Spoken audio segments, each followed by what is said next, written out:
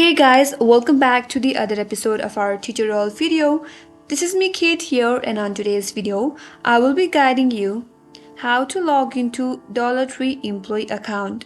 Now without any further ado, let's get started with this video. Dollartree is an American discount variety store chain that sell a wide variety of products typically priced at $1 or less. Now, in order to log into your employee account, first of all, open up any web browser on your desktop that you are comfortable with, and on the search URL, type in paperlessemployee.com/dollartree. Then press enter on your keyboard. Then you will be directly taken to the login portal. From here, scroll down a bit, and on the left hand side you will get login form. There, first of all, on the user ID, enter your valid user ID.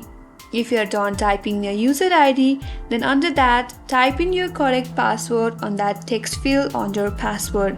Once you're done typing in your user ID and your password, click on login button, and on the next page, you will be successfully logged into your account.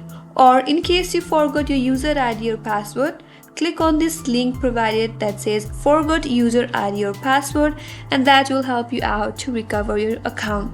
So that's how you can simply log into dollartree employee account. I hope this video helped you. If you are new to our channel, make sure you subscribe, like, hit the bell icon, and comment down below.